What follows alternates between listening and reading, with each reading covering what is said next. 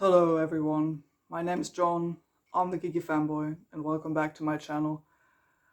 And today we are going to talk about a topic I have spoken about a couple of months ago that I had hoped, I wouldn't have to do a follow-up on, but now we're here. So as you can guess from the title of the video, or maybe if you haven't heard of it yet, we're going to talk about the Neil Gaiman situation again. So a couple of months ago, I think it's already like more than half a year ago at this point, allegations were made against the famous fantasy author Neil Gaiman via a Tortoise Media podcast in which two women told their stories saying that they had unconsensual sex with Neil Gaiman. And at the time, I made a video just speaking about my initial response, hearing of those allegations. I will link that video up here and down there in case you want to watch it again. But at the time, I didn't really analyze the podcast itself. If you do want to see a really good summary of the initial podcast, I want to redirect you to the YouTube channel Council of Geeks. The host over there, they did a really good job at analyzing and summarizing the entire podcast in very great detail. If you are unable or unwilling to listen to the podcast yourself, go and watch the videos from Council of Geeks. But today we are here to talk about the article that came out. So for those who haven't heard about it, a couple of days ago, an article was published, a Vulture article by Lila Shapiro called "There Is No Safe Word." And this is a very extensive article in which multiple women tell their story in great detail. And this article, how do I put this content friendly, revealed a lot or many of the gruesome details of the assault that involved Neil Gaiman and those young women at the time. So what I want to do today is I want to discuss this article with you. I wrote down, I've written up a summary of the article using a couple of quotes as well from the article. Obviously, I urge you, if you feel comfortable, to go and seek out the original article. If I can, I will link it in the description down below.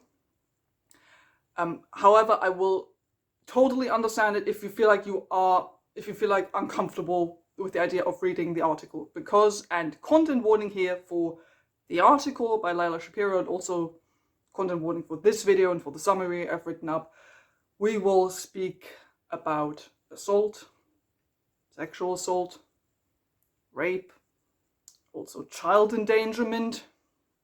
So please make sure you feel comfortable and in the right state of mind to listen to me, or when you read that article. It's totally fine if you feel like you're not up to it right now. You can save the video for later, come back later, or if at any point while watching this video you start feeling uncomfortable or anything like that, please make sure you're safe. Pause the video. You can come back at any time. What I want for you is to be safe and feel comfortable while you're watching this.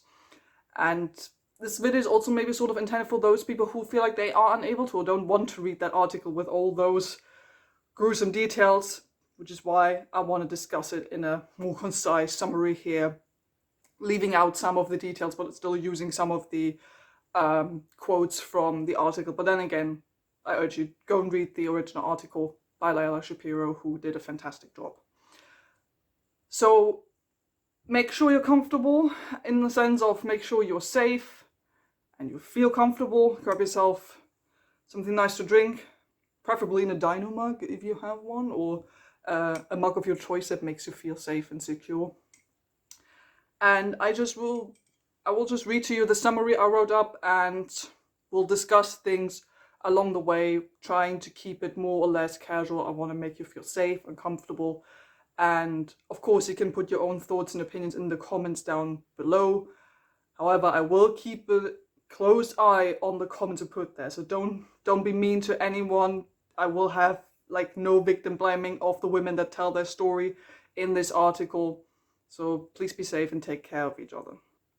So without further ado, let's jump in to the article. So I've got my laptop here, in case you want. Yes, I got a bunch of like cute stickers for comfort. I got my laptop down here, and I'm gonna read you the summary that I wrote, and we'll just discuss things along the way. I'll occasionally jump in with some of my own thoughts and ad-lib some stuff. So here we go. So the article starts by introducing us to one of the women, called Scarlett Pavlovich. And the article starts when this woman first came into contact with the Neil Gaiman and Amanda Palmer household. So here's a quote. Scarlett Pavlovich was a 22-year-old drama student when she met the performer Amanda Palmer by chance on the streets of Auckland. It was a grey, drizzly afternoon in June 2020, and Palmer, then 44 years, was walking down the streets with the actress Lucy Lawless. But Pavlovich only noticed Palmer. She'd watched her TED Talk, The Art of Asking, was fascinated by the cult famous feminist writer and musician, by her unabashed self-assurance. A local girl, she had dropped out of high school at 15 to travel to Europe, Morocco, and the Middle East on the cheap pausing in Scotland, and London to work in the cabaret scene. Eventually, her visa expired, and she ran out of money, and so, in 2019, she returned to Auckland, where she enrolled in an acting school and took a job at a perfumery. It was Pavlovich who approached Palmer on the sidewalk outside the perfumery. She was surprised when Palmer texted her a few days later. "It's Amanda Palmer," she wrote, "your new friend." So keep the age in mind of Pavlovich. At the time, 22 years old. We're like in June 2020, the beginning of the pandemic. And Pavlovich essentially was first a big fan of Amanda Palmer herself, who I honestly don't know that much about. I only really know her as, Neil Gaiman's ex-wife. I haven't ever really listened to her music, but I know she has a bit of a cult status, especially like as a musician and a feminist and all that. Some of that will be put into question, as we'll find out, but, so Pavlovich was a fan of Amanda. That's how she came into contact, with the household, and the two start developing, a friendship and a relationship. The two women keep meeting over the next few years, the next year and a half, roughly, inviting her to parties, Pavlovich gets invited to parties, she does favors for Palmer, etc. And in November 2020, Pavlovich is asked to babysit Palmer's 5-year-old son. And in February 2022, Pavlovich does end up accepting a weekend of babysitting at Palmer's place and also her husband's place. Her husband being Neil Gaiman. Pavlovich at this point had never met Neil Gaiman before, but obviously knew of him being a famous writer. So Pavlovich travels to New Zealand to Gaiman's house for the babysitting job. The son, on that day, the son is sent off for a play date, and Pavlovich and Gaiman are alone at the house.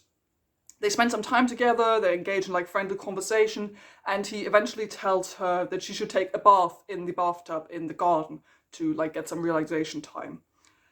And then the following event occurred. A few minutes later, she was surprised to hear Gaiman's footsteps on the stones in the dark. She tried to cover her breasts with her arms. When he arrived at the bath, she saw that he was naked. Gaiman put out a couple of citronella candles, lit them, and got into the bath. He stretched out, facing her, and for a few minutes made small talk. Then he told her to stretch her legs out and get comfortable. "I said no," Pavlovich said. "I'm not confident with my body," Pavlovich recalled. He said, "It's okay, it's only me. Just relax, just have a chat." She didn't move. He looked at her again and said, "Don't ruin the moment." She did as instructed, and he began to stroke her feet. At that point, she recalls, she felt a subtle terror. So this is day one of the nanny job. This is day one. It's sort of an unofficial job at the moment, and actually this whole her getting paid for this job is another issue entirely. But this is her first day. She's in her early 20s at this time. Neil Gaiman, I think, at least 40 years her senior or something. And the man who pays her. So this is her employer, essentially, along with Amanda Palmer, or like the husband of her employer. So just keep that in mind, like what the relationships between these two people are. And this is on her first day that he approaches her in the bathtub. Pavlovich, at that point, when they were still in the bathtub, even points out to him that she's gay and she's never had sex before, and that she actually has a history of sexual assault. Gaiman then proceeds attempting to penetrate her and asks her to call him master and be a good girl.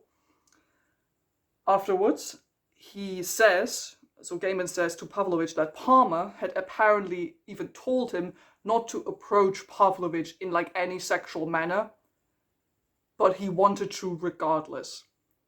Like the moment like Amanda Palmer told Gaiman that don't approach her, don't like engage in anything, he was like, yeah, no, now I have to have you, that kind of thing. That is already so insidious, and as we'll find out later, this seems to be a repetitive pattern, and this is just something Neil Gaiman seems to have done multiple times across the years.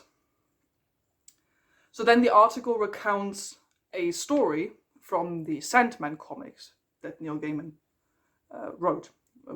The Sandman comics, which were also adapted for the Netflix TV show, which you might have seen. In that, there is a story which also gets adapted in the show, and it's the story of an author who locks up one of the 9 muses and then proceeds to sexually assault her, which then brings him massive success as an author. Eventually, the Sandman comes to save the woman, and he punishes the author by like invading his mind. The article then also like draws a parallel between Maddock, the writer in the story, and Gaiman himself. Like both are successful writers who call themselves feminist. However, the article points out that in the past people tended to associate Gaiman more with like the Sandman character who comes in to save the woman, and now things might be shifting to seeing Gaiman more as the writer character. So then the article goes into explaining sort of like this image that Neil Gaiman has created of himself over the years, sort of like this image of like, a nice English gentleman with like a soft-spoken voice who's a fan of both Oscar Wilde but also comic books. He always dresses in black and he seems to be, one of the cool guys. He's a writer who people seem to find attractive, like also in a sexual way, and they love to cheer for him. That's sort of the image that people, or Neil himself, has also created over the years. Former friends and acquaintances of the author then recall Gaiman having had affairs during his first marriage, but that those affairs always seemed enthusiastically consensual. So apparently Gaiman always conducted himself in a nice, like gentleman-like fashion. However, there are people who also tell a different story. They explain that there's an aspect of Gaiman's personality that not everyone was or is aware of. Quote, "But there were some who saw another side of the author. One woman, Branda, a pseudonym, met Gaiman in the 90s at a signing for The Sandman where she was working. On signing lines, Gaiman had a knack for connecting with each individual. He would ask questions, laugh, and assure them that their inability to form sentences was fine. After the Sandman signing, at a dinner attended by those who had worked the event, Gaiman sat next to Branda. Everyone wanted to be near him, but he was laser-focused on me," she says. A few years later, Brenda traveled to Chicago to attend the World Horror Convention, where Gaiman received the top prize for American Gods, the book that cemented him as a best-selling novelist. The night after the awards ceremony, she and Gaiman ended up in bed together. As soon as they began to hook up, the feeling that had drawn her to him, the magic spell of his interest in her individuality, vanished. He seemed to have a script, she tells me. So that's what Brenda said to the author. He wanted me to call him master immediately. He demanded that she promise him her soul. It was like he'd gone into this ritual that had nothing to do with me." So here we see that Gaiman very much also approached fans of his, and was prepared to engage in romantic and sexual relations with them. That is a power imbalance, my friend. And it doesn't even matter all that much at that point if the women are like younger or older than him. It's a power imbalance because he's a famous author, he's got money, and then there's this other person who like maybe even idolize him or doesn't even know it because they are a fan of his work. Like, he is in a position of power in that moment and knows that people like that who are fans of his will maybe not say no to him, that they don't want to disappoint him. And as we see here, like this person, like Branda also said that it is like he had a script for that. So this most likely happened on multiple occasions. That Gaiman just maybe had a script in mind where he knew this is what he wanted. Those were the women he liked, and then he just did his thing, regardless of what the women involved actually wanted. And that is honestly predator-like behavior, that he knows this is what I want, this is how I'm gonna get it, regardless of what the women involved have to say. Like, this is insidious. Okay, let's continue. The author of the article, Lisa Shapiro, then mentions how the original allegations came to mind. So in the Tortoise Media podcast, where the story of 5 women were told, Shapiro talked to 4 of those women, plus I think 4 others with similar stories.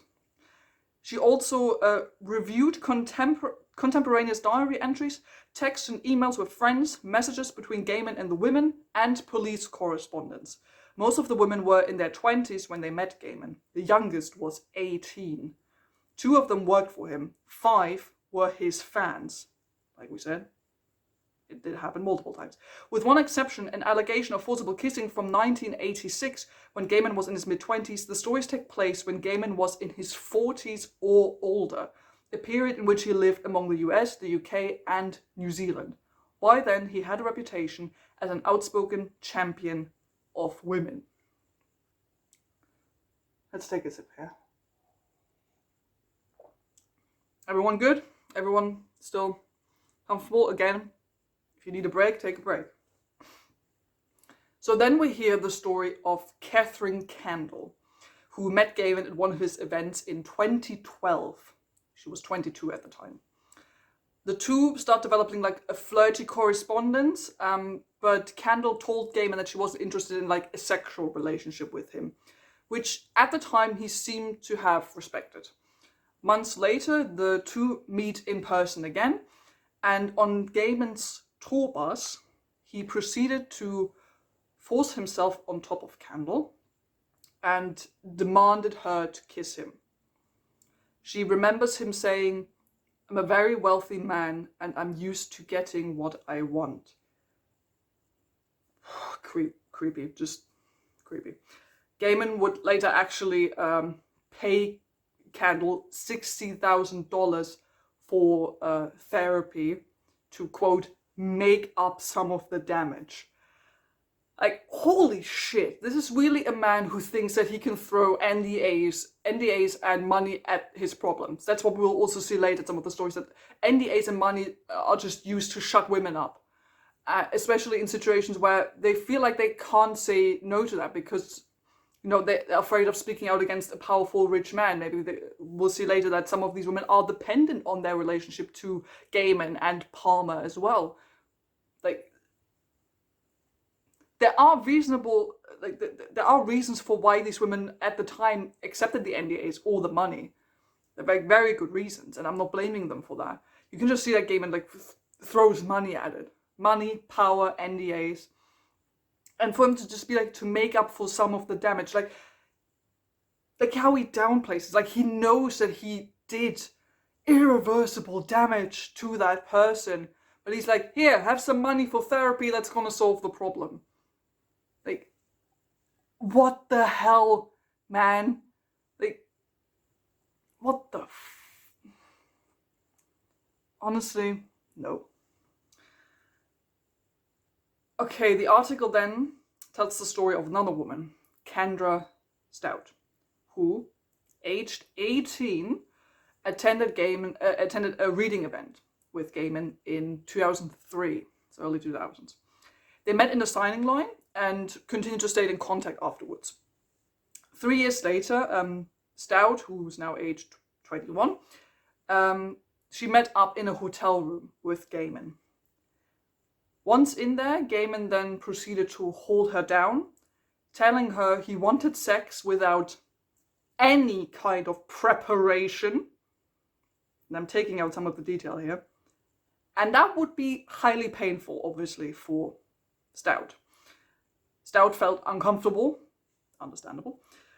And Gaiman told her that he was into dominant and submissive relationship dynamics, and that perhaps Stout was simply not submissive enough.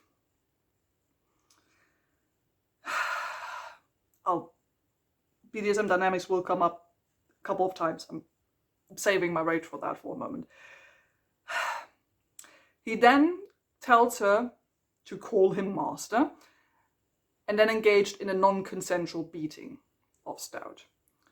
The article mentions at this point as well that Gaiman himself apparently said during a 2022 interview that he identified as very vanilla.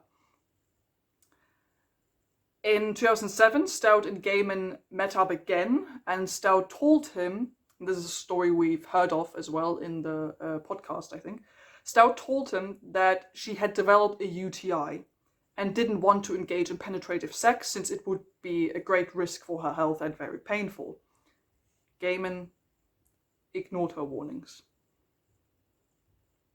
Later, Stout would go to the police and file a report alleging Gaiman had raped her. Okay, here the article talks a bit about BDSM relationships. I'll read to you the quote from the article first and then give you my thoughts on that as well. So the article then, very rightly points out that there is a crucial difference between consensual BDSM practices and whatever awfulness it was that Gaiman was engaging in. So, quote, "If you know nothing about BDSM, Gaiman's claims that he was engaging in it with these women may sound plausible, at least in some cases. The kind of domineering violence he inflicted on them is common among people who practice BDSM, and all of the women, at some point, played along, calling him their master, texting him afterward that they needed him, even writing that they loved and missed him. But there is a crucial difference between BDSM and what Gaiman was doing. An acronym for bondage and discipline, dominance and submission, and sadism and masochism, BDSM is a culture with a set of long-standing norms, the most important of which is that all parties must eagerly and clearly consent to the overall dynamic as well as to each act before they engage in it. This is the defining line that separates BDSM from abuse, and it was a line that Gaiman, according to the women, did not respect." So this is something that personally also gets me riled up so much, as someone who has dipped his toes into BDSM territory, if we want to put it like that. This is so insidious and mean of him to be like, yeah, this was consensual. It was a consensual beating, or that they were into it. Most of these women, when you read this article, were that they weren't really into BDSM, that they weren't interested. And there was never a conversation with any of these women that Gaiman had before he engaged in sexual acts with them. Nothing. In BDSM, consent and discussions about what you will do together is vital. Before anything happens, anything at all, the first thing you do is sit down and have a discussion about what you like, what you don't like, what is a yellow flag, what is a red flag, and what your safe word is, to reference the title of the article. This is BDSM 101. The participants involved sit down and they talk so that everyone knows what will happen, what you can engage in, what you won't engage in. So shit like this doesn't happen. There is no such thing as non-consensual BDSM. Non-consensual BDSM is assault. If what happened to that one woman, if he suddenly like starts hitting her. And they didn't talk about that beforehand, and she didn't agree on being hit by him. That's not BDSM. That's him hitting a woman. Period. Assault. Nothing else.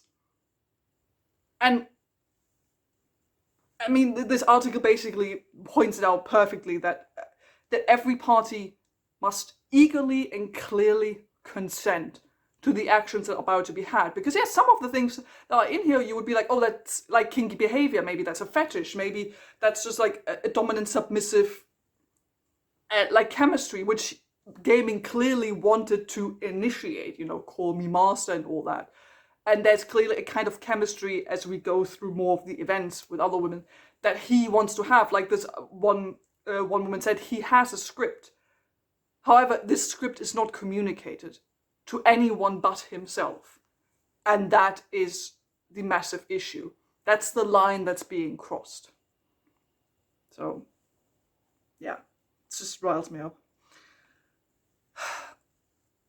Okay, so the article then proceeds to rejoin the story of Pavlovich, who, because she was broke at the time and worried about like potential homelessness, she continued to stay in contact with Amanda Palmer and Neil Gaiman.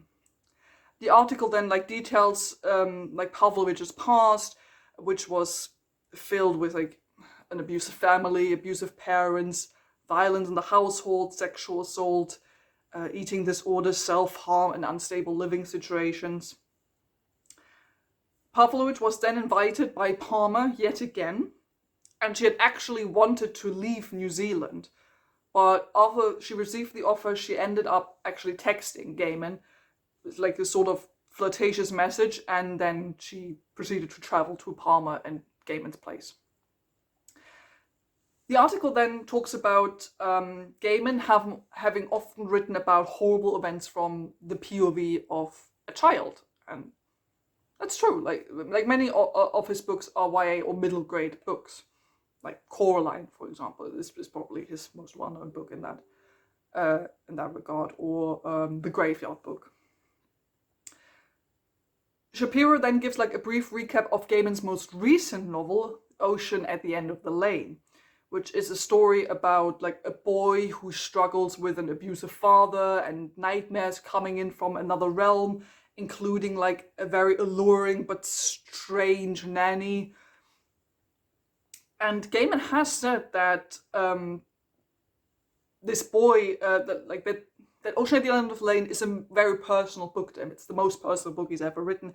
That he actually does see himself as the boy in the story that he wrote. The article then goes into detailing Gaiman's past a bit more. So in the 60s, his parents actually became England's earliest followers of the Church of Scientology, which, as a former fan of Neil Gaiman, I had never heard of, and I don't think he ever spoke about it at any point. So Gaiman's father actually became the like chief spokesperson of the Church of Scientology in the UK. And Scientology is known to have cruel methods of punishing children. Like the founder of the church, L. Ron Hubbard, said that saying that children were not to be exempt from the punishments to which adults were subject. So kids would be forcefully locked up, they were made to engage in hard labor, they refused to give kids blankets and pillows for sleeping while being forced into small lockers, stuff like that. Sleep deprivation, awful things. And according to someone who knew the Gaimans at the time, said that they did apply those methods at home as well. So maybe Gaiman did receive some of those abusive punishment methods as a child.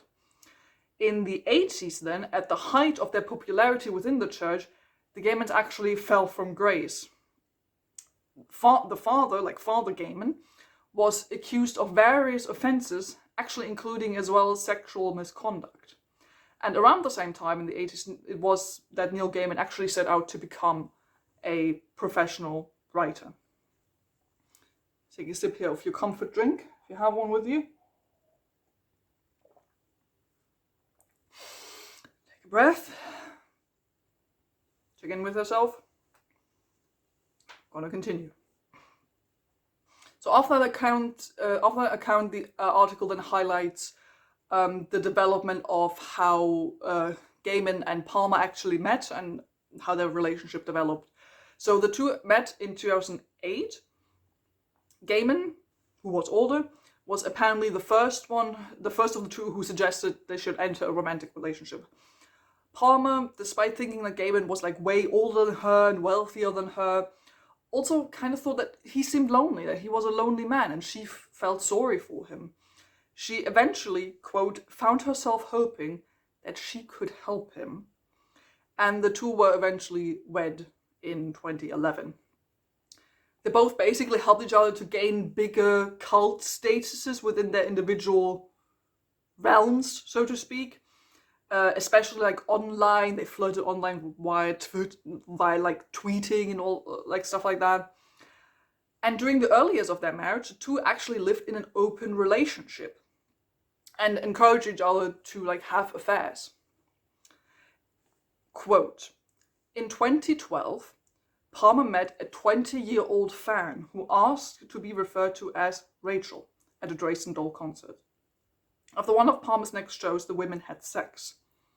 The morning after, Palmer snapped a few semi-naked pictures of Rachel and asked if she could send one to Gaiman. She and Palmer slept together a few more times, but then Palmer seemed to lose interest in sex with her. Some 6 months after they met, Palmer introduced Rachel to Gaiman online, telling Rachel he'll love you. The two struck up a correspondence that quickly turned sexual, and Gaiman invited her to his house in Wisconsin.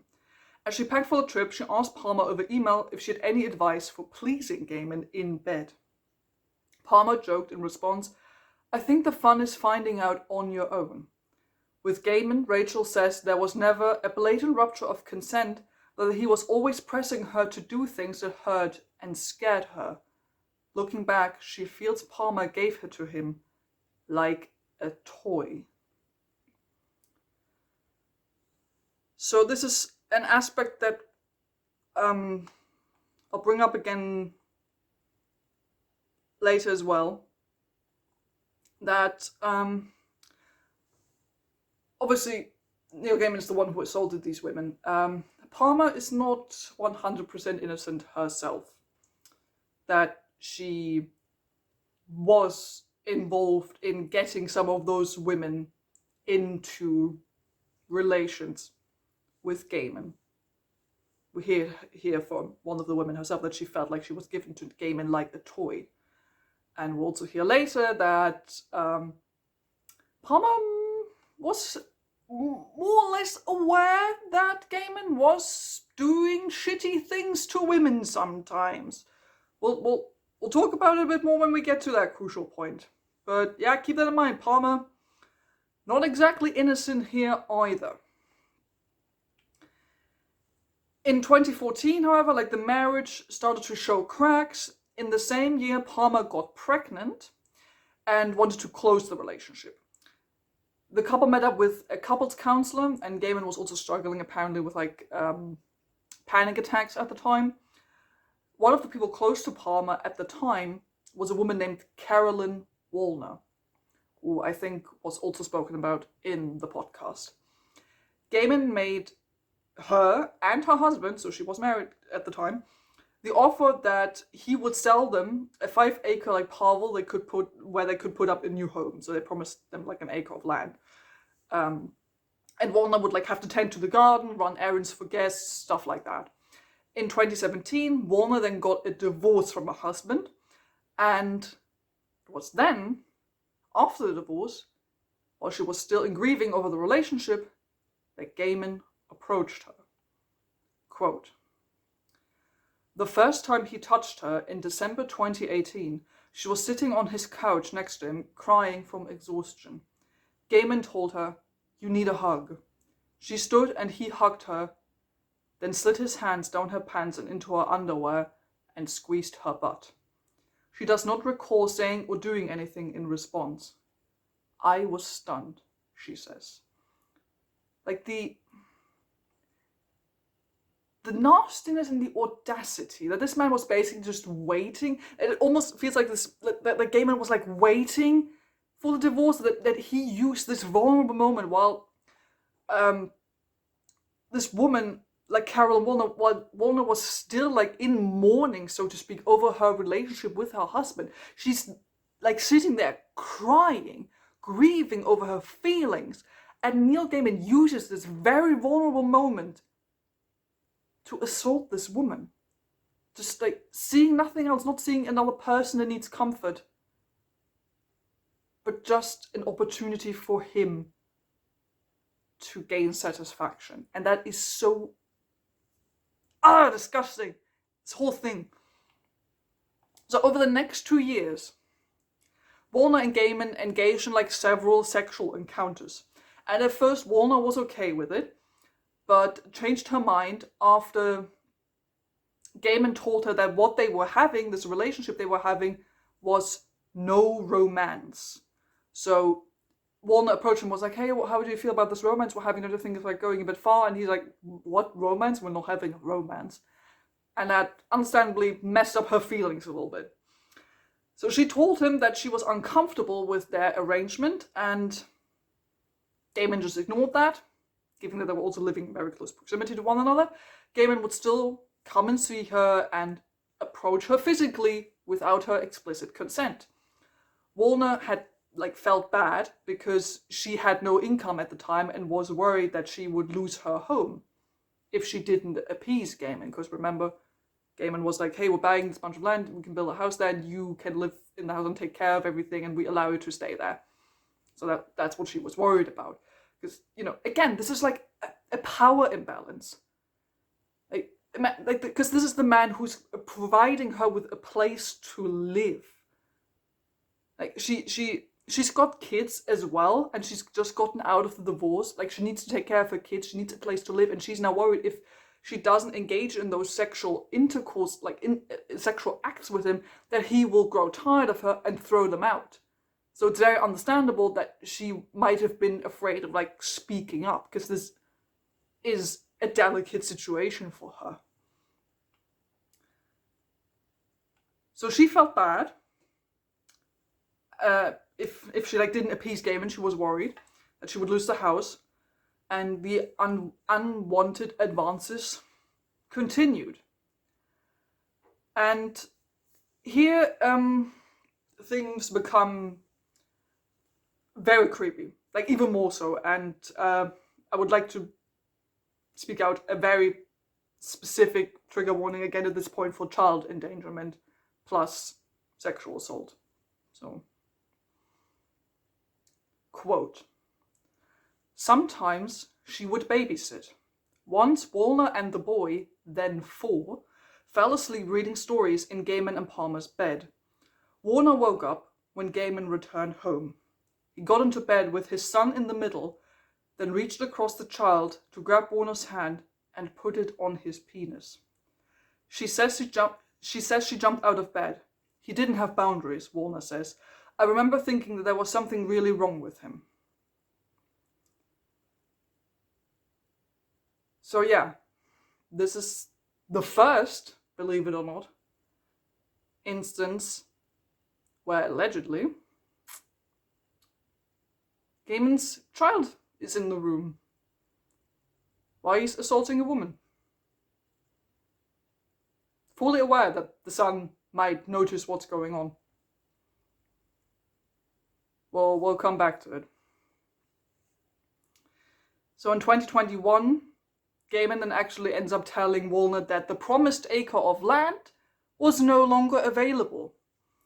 And here we have this trick again. He made her sign an NDA, and at first wanted to give her a little bit of money, and she was like, no, I need way more money. I need at least $300,000 for therapy so I can work on all this shit that I've been through. And he actually just wordlessly basically ends up giving her the $300,000 in exchange for her never talking about her experiences with him.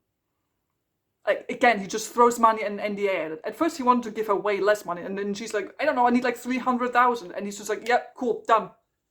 Have the money. Just get out, don't talk about it. Like, he just wants to buy the silence. He just wants them to shut up. He's just trying to, like, make them go away. He's just trying to make the problem go away. So then the article jumps back to Pavlovich, who came to visit Gaiman and Palmer for, like, again, babysitting duties. Again, at this point, Pavlovich has not been paid for any of the babysitting she's done, just saying. So Palmer, before Pavlovich gets there, actually warned Gaiman explicitly to not engage in anything romantic or sexual with Pavlovich. Quote, "I remember specifically her saying, 'You could really hurt this person and break her. Keep your hands off of her,' the friend says." And Palmer still hoped, according to those close to her, that she and Gaiman would be able to negotiate a peaceful co-parenting arrangement. So once again, Palmer, like, specifically said, stay away from her. So one evening, while Pavlovich is there again at the house for babysitting, she was staying at Gaiman's house for babysitting, and Gaiman, once again unprompted, started to beat and eventually also tried to attempt anal sex with her without lubrication. All of this not consensual, unprompted. Even after Pavlovich said explicitly no, Gaiman didn't stop, continued, and basically treated her like a sex slave. Allegedly, bodily waste products were involved as well. As to why Pavlovich didn't leave after that, she says that she basically, like, hated herself her whole life. And quote, "She hated herself her whole life, she tells me, and when someone comes along and hates you so much as yourself, it is kind of a relief, without it always being consent." So Gaiman then continues to engage with Pavlovich in various sexual encounters. All of them are coded to be very violent and are essentially dressed up in very, very bad BDSM etiquette, which can hardly be called BDSM at all, basically. So this this assault basically became such an everyday occurrence that supposedly, at some point, Gaiman's own son began to address Pavlovich as slave in front of Gaiman, like with the three of them in the room. Like, and Gaiman basically just sort of laughed it off as a joke and be like, "Oh no, that's not what we do," blah, blah, blah, like, as a joke. Like, it was apparently so prevalent that the son picked up on it and thought he could call this woman that was babysitting him slave. What the? So, like, even when the boy was around in the room, again, warning here, horrible things, even when the boy was around and they were doing stuff, for example, when they were, like, watching telly together, the three of them, Gaiman would make sexual advances at Pavlovich, seemingly, like, unconcerned that the boy was there and likely to notice what was going on. The article then, I won't quote it here, I'll summarize it as shortly as possible, but the article then describes what I think is one of the most disgusting events in Pavlovich's story. So in February 2022, she was going to stay at a hotel room with Gaiman and his son, who at this time is, I think, around 7 or 8 years old, I'm not quite sure. And this hotel room is one single small room. There's one single small room with one bed and a little bathroom. While the boy was, like, playing on an iPad facing the bed, Gaiman pushed Pavlovich on the bed, pulled the covers over them, and initiated intercourse with her. All the while he was still speaking to his son, who was essentially sitting next to them. Once again, bodily waste products were involved in that encounter, And Gaiman was very well aware that his son was in close proximity when he kept talking Pavlovich into performing sexual favors for him. And he was like walking around naked as well. This is... Someone save this man's son! Like, fucking hell, someone get the son out of there! Like, I have no idea where the son is currently staying at the moment, but like, if this 100% happened as told here, which honestly I think is very likely, this is child endangerment of the worst kind. Like, what the fuck is wrong with you, Gaiman? What is wrong with you? Your underage son. What? Like, I can't get this into my mind. This is so horrible. Like,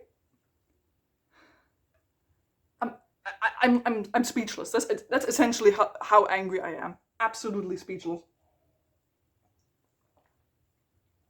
Okay, take a deep breath, everyone.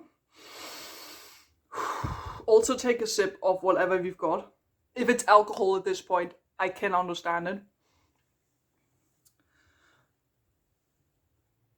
And let's continue. So a few days after that occurred in the hotel room, Pavlovich, who had at this point still yet to be paid for any of her babysitting services, approached Amanda Palmer and told her that Gaiman had made a pass at her and that they had had sex. She didn't go into detail about like the violent natures of the sex they've had, and she didn't call it rape because at the time her mind didn't really see it as that yet. And here is Palmer's honestly shocking reaction to her hearing about Pavlovich's story. Palmer did not appear to be surprised. 14 women have come to me about this, she said. She mentioned that Gaiman had slept with another babysitter during his first marriage, and that she had heard from other women who were disturbed by their experiences with him. Pavlovich waited until the end to tell Palmer about the child being present in Auckland. Afterward, she recalled Palmer was silent. She appeared shocked. Palmer insisted that Pavlovich spend the night in her guest room. She told her, "I've had to do this before, and I can do this again. I will take care of you." Pavlovich lay down in the bed and heard Palmer pacing back and forth in her room upstairs until 3 a.m. So yeah, let's talk about Amanda Palmer. Again, I'm not really familiar with her as a person or her as an artist. Never listened to any of her music, but what the fuck? What the fuck, woman? You basically say you knew that your husband is up to this shit. If this is 14 women, if you honest to God mean that 14 women have come up to you to be like, you know what, your husband tried to come on to me and might have even unwantedly engaged in sexual acts with me, and you hear that, first off, divorce his ass immediately. 2, call the police. 3, don't tell other women to spend time alone with your husband. What the hell, lady? What the fuck? Like, sure, you could be like, oh, she didn't know about, like, how bad it was, but she was aware. She was aware that Gaiman had made advances at women before. She had heard that people felt creeped out by his behavior before, even if it might have been in her mind not as bad. You knew that women had told you, hey, I feel freaked out by your husband because he is assaulting us or has assaulted us. Like, and this is not the only time. Like, we see that at least 2 women in this article. Palmer was close to it. She's been like, oh, hey, go and talk to my husband. I think he would like you. Or like, yeah, go and spend time with my husband alone at home. It should be fine. And her reaction to her hearing this is like, oh, it's happened again. I've done it before. I can take care of you again. Don't worry. It's like, girl, if this is the 15th time this has happened, it's time to call the police. And it's time to question your own behavior. Like, are you complicit, girl? Because that's what it feels like. Sure, you didn't commit those horrible acts. Neil Gaiman did. Neil Gaiman is a real pig. Well, you know what, Palmer? You're a bitch. Because apparently you had been aware that this had happened before in some way, shape, or form.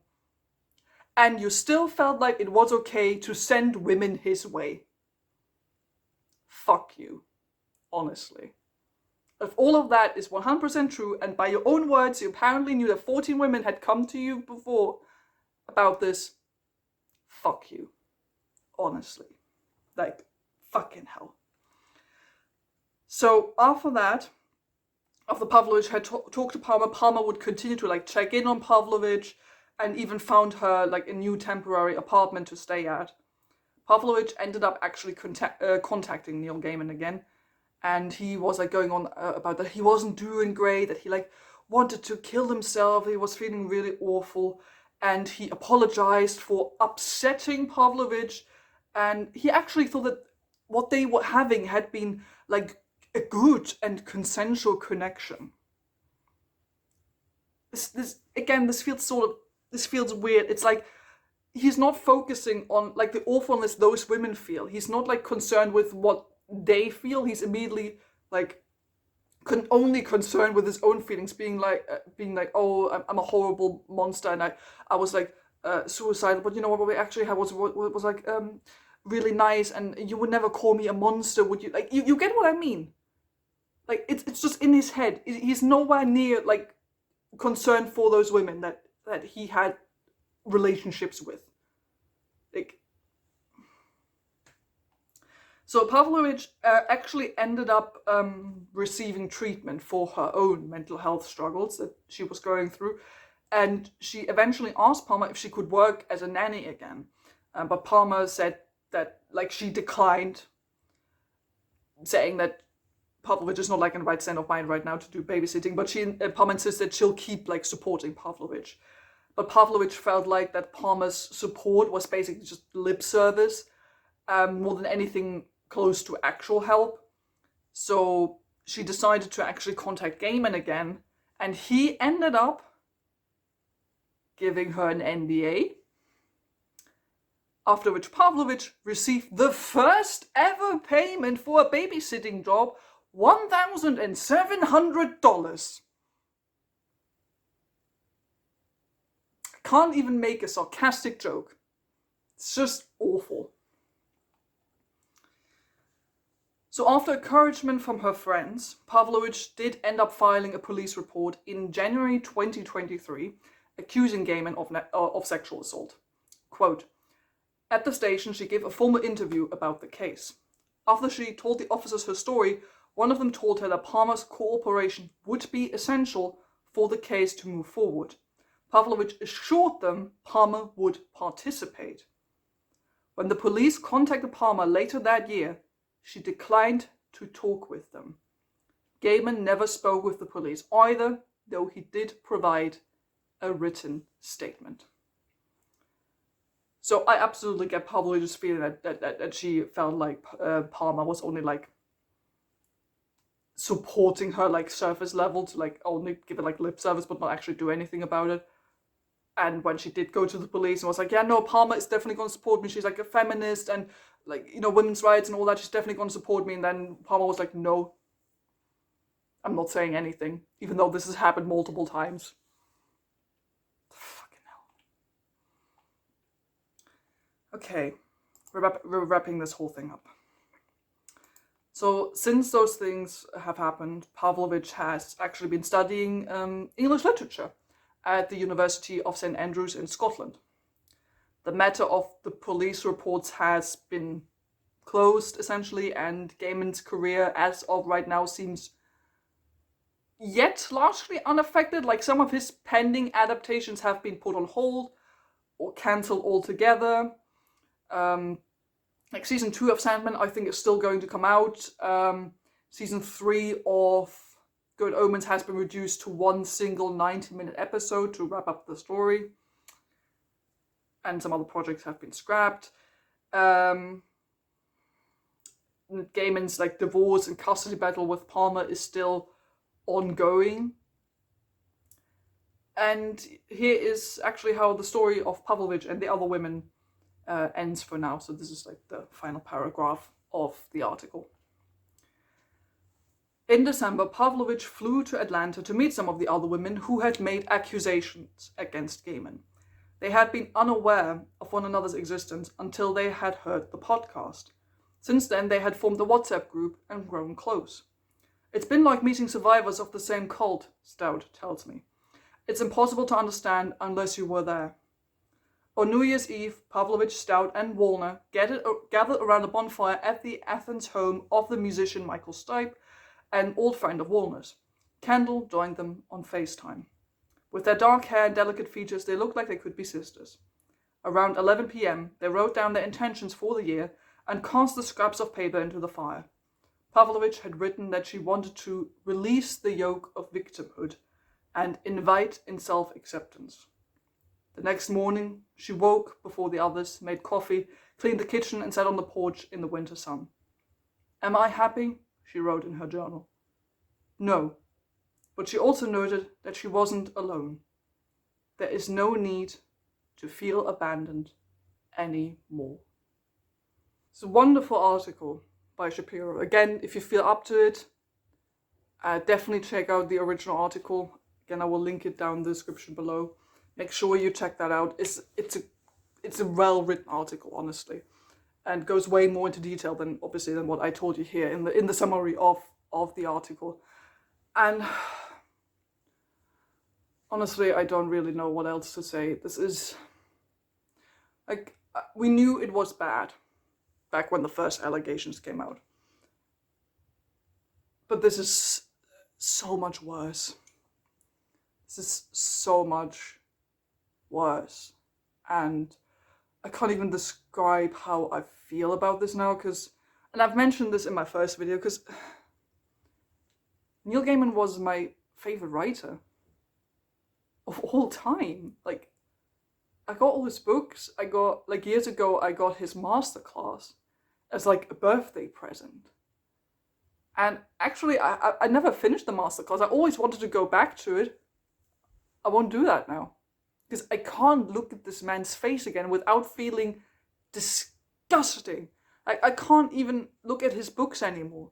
Like, if you've noticed in my past videos, Gaiman's books were still out, right behind me. And as you might have noticed now, for a couple of months, there's just like a gigantic Shakespeare book. Because Neil Gaiman's books are just stacked behind that. I haven't really had haven't felt really ready yet to like maybe get rid of them entirely. Oh, by the way, J.K. Rowling's books are also stacked, if you can see that. They're like stacked right up. Like, it's just, those are the two authors I can't look at anymore. They're like just stacked now, because I just can't look at their names anymore. And I can't take those books in hand anymore. Maybe I might even get rid of them completely at some point. I don't know. Maybe I'm just not ready yet. Who knows? But it feels so sad. And I know people are like, oh, don't have idols, don't idolize anyone. And it's not even necessarily about that. It's just because you're a fan. You're allowed to be a fan of someone and to, enjoy their pieces of art. And yes, like, his books are still good books, I guess. Like, if you enjoyed those books before, you can maybe still enjoy them now. That's not what I'm even arguing. Like, shit people can create good art. That's like how it is sometimes. But I also totally get it if, like, now you just feel like you want to throw those books out completely, never touch them again, never want to read them again. Totally get it. Absolutely get it. Just make sure that If you do want to engage with anything that Neil Gaiman might get money from, do it in a way that you don't give him money. Like, I don't think that's that difficult, is it? And I know I said this in my last video as well, I don't want to hear anyone being like, oh, I always thought he was a bad writer anyway, or I always saw this coming, this doesn't even really surprise me, never always thought his works were garbage anyway. That's not the point. That's not what we're talking about right now. Please don't come over here into this discussion being like all high and mighty, being like, oh, I always knew he was a bad person because his books were shit. I always thought his books were shit anyway. So, no, get that energy out of here. That's not what we're doing. What we're doing is listening to these women tell their stories. That's what we're doing. Because we should believe women who go through shit like this. And I'm not gonna have anyone in the comments be like, oh, but no, this is all probably could not be true, and it's just we have the stories of those women, and that's not evidence. The statements, the witness statements are the evidence. This is not just like one woman telling a story. This is several women across several years who have never met each other, who have never spoken to each other, telling these stories. And these stories show a pattern that Neil Gaiman engaged in predatory behavior. He had a script in his mind that he knew what he wanted from those encounters, and then he seeked out women that could get him what he wanted. So I definitely won't be having any of those, oh, let's see how it holds up in court and all that. This will most likely not end up in court, because these cases almost never do. Also, guess what? Gaiman is rich. He literally already hired a lawyer who, I might add, was also working for the case for Prince Andrew. So there you go. I'm angry. I'm so angry. I'm disgusted. I'm grieving. I'm sad. I'm like, this is, because, at this point, it's like, you can't be sure. You can't be sure, because, we all thought, Gaiman was one of the good guys, I thought that, because Gaiman was always holding up feminism, women's rights, queer rights. He's always been all about that. But he did this shit to multiple people over several years. Women's rights mean nothing to this man. Nothing. All he wanted was sexual gratification, satisfaction. That's all he wanted. He didn't care about what was going on with these women he was engaged with. It's only in his own head. And now it is time that we forget about Gaiman, that we give him the shit he deserves, that we don't read his books anymore, that we don't buy his books anymore, that we don't watch those shows, at least not in a way that he gets money. And that we work through this together, and with the survivors of those stories, that we listen to them, that we read articles like this. And yes, I know that the original podcast was published by some very questionable media people. I totally get that. Again, if you don't want to listen to the podcast but want a very thorough, good summary, go check out the videos by Council of Geeks. Definitely go and do that. I also will link them down in the description. I understand every emotion you might be having right now. If, like me, you were a fan of the books, and now feel like betrayed and disgusted by this man's behavior, I get it. I get that if you never want to touch any of his books again. If you want to be like, hey, I will still read those books because I think they're still good, I get that too. Just be aware that Gaiman is a massive wanker now. Or has been for a long time.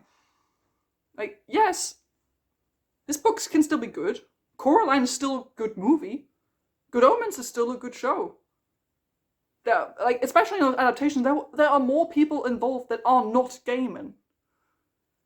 And we can admit that shit people sometimes still create good art. I get that.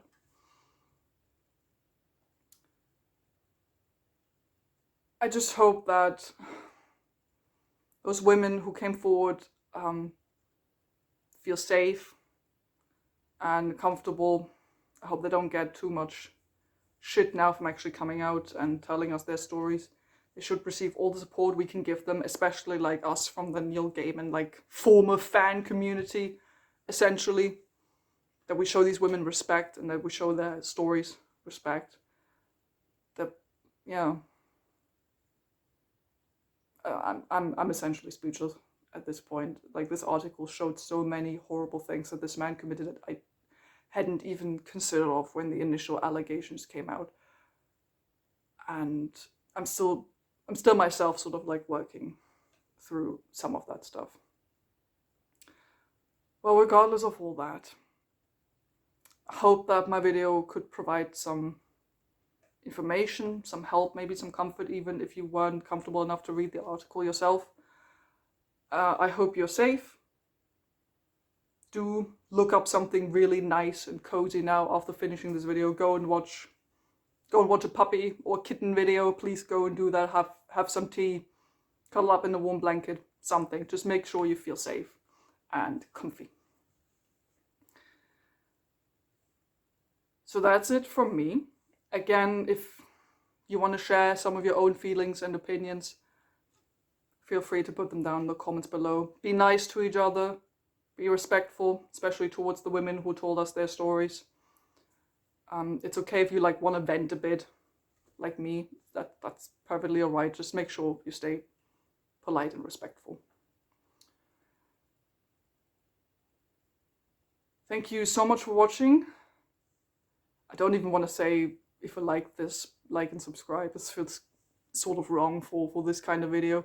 But hey, maybe there's another fun video up on screen somewhere that might get you into a different feelings bubble, into a positive feelings bubble. So maybe go and click on that if you want to hear me talk about more fun things. But yeah, that's it for now. Thank you so much for watching. Stay safe. And I'll see all of you very soon. Goodbye.